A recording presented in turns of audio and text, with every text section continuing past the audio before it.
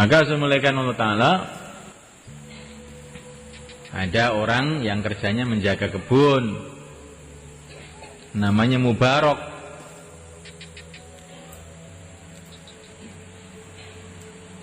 Maka pemilik kebun itu datang ke Mubarak. Mubarak, ambilkan delima yang manis Mubarak.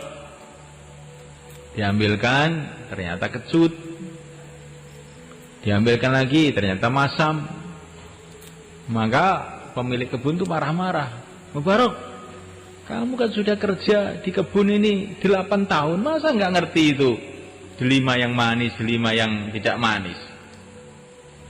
Tuan, saya ini kan tugasnya menjaga kebun, bukan untuk memakan kebun.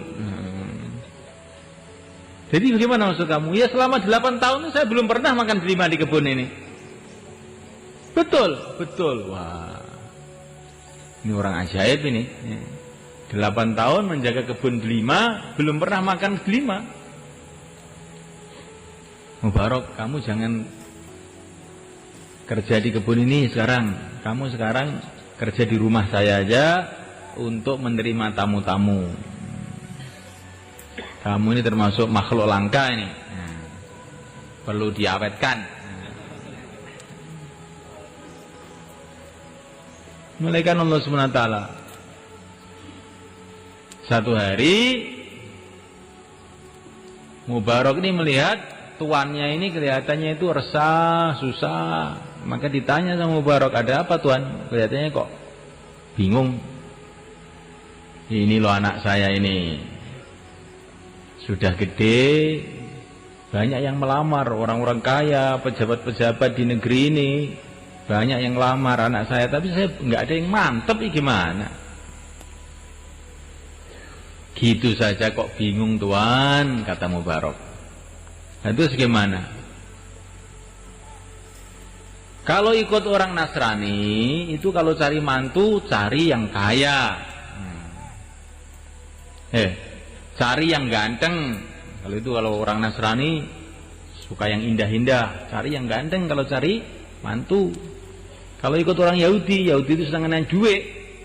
Kalau cari mantu, yang duitnya banyak. Kalau ikut Rasulullah, cari mantu yang agamanya baik. Terserah kamu ikut mana. Nah, kalau ikut orang sekarang yang ganteng dan duitnya banyak. Nah, ini tambahan saya ini. Maka ketika tuannya Mubarak ini mendengar kata-kata Mubarak seperti itu, wajahnya langsung merah. Ya ikut Rasulullah toh, kok ikut Yahudi Nasrani bagaimana kamu ini? Nah iya, nggak usah bingung kalau begitu. Sudah ketemu jodohnya kalau begitu. Siapa? Kamu aja. Nah, ya kamu aja. Tapi ini jangan dicoba lah ya. Nanti kamu nasihati orang-orang. Nah, ikut Yahudi, Nasrani, ikut Rasulullah. Nah, kalau ikut Rasulullah, ambil saya menantu. Nah, ini namanya menyelewengkan agama ini namanya.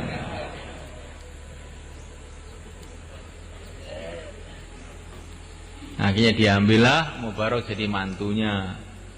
Keluar anak namanya Abdullah ibnu Mubarak, yang terkenal jadi ulama besar, ahli hadis besar, wali besar pada zamannya. Nggak ada kitab manapun yang nggak ada cerita Abdullah Mubarak, nggak ada. Terutama kitab-kitab hadis. Jadi ini dimulaikan Allah Subhanahu Wa Taala namanya barokah. Karena apa? Pertimbangannya hanya karena agama, nggak ada pertimbangan yang lain-lain. Ini ada orang malaikat. Ada orang menghadap kepada seorang raja atau presiden. Ini perumpamaan saja. Maka oleh presiden nanti dipersilakan duduk. Silakan duduk. Anda perlu apa? Sampaikan sama saya. Baru duduk 5 menit, dia bilang, Pak Presiden, saya tergesa-gesa nanti, ya. Tergesa-gesa, repot saya. Kapan-kapan aja ya. Nah, Assalamualaikum. Pulang. Kira-kira bagaimana? Maka presiden nanti akan mengatakan orang bodoh tolol. Tidak semua orang saya izinkan masuk istana saya ini. Sudah saya kasih izin dia masuk istana, saya persilakan duduk, malah tergesa-gesa ingin pulang. Satpam, orang ini kalau nanti datang lagi jangan boleh masuk ya, suruh sana, di luar sana aja. Ini orang nggak punya adab, bodoh, tolol, dungu. Nah, ini kepada manusia semuanya. Sekarang kita ini di masjid ini di Baitullah. Ya, setiap malam ada elan di langit. Hal min sa'ilin fa'u'tiyah. Siapakah yang mau minta akan saya kasih. Ya Allah SWT menyuruh para malaikat untuk masih elan. Siapa yang mau minta akan saya kasih. Kemudian kita, saya tergesa-gesa ini. Saya mau pulang. Ini namanya orang bodoh apa tolol sebenarnya. Nah, maka ini itu kalau hari-hari biasa. Kalau hari Ramadan lebih lagi, pintu-pintu langit dibuka, amal-amal kebaikan akan dinilai berlipat ganda, doa-doa kita akan makbul. Kok tergesa-gesa pulang, ini namanya tidak baik. Insyaallah mulai kan? Nah, mulai kan Allah SWT. Masya Allah, ini Ramadan.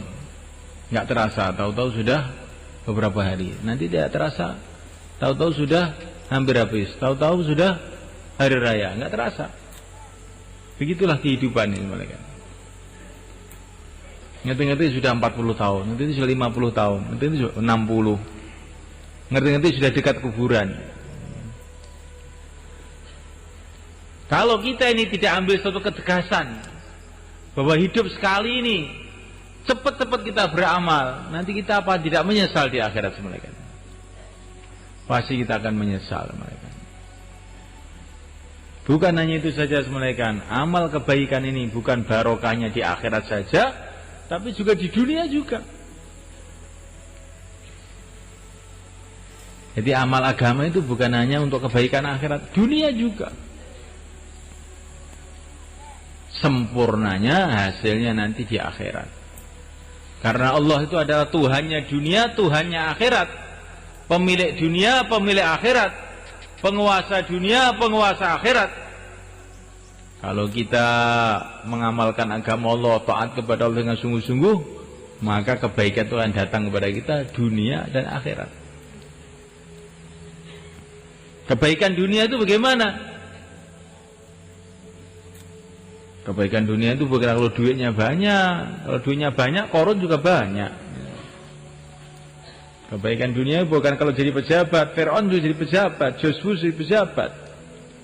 Padahal mereka itu orang-orang intip neraka semua.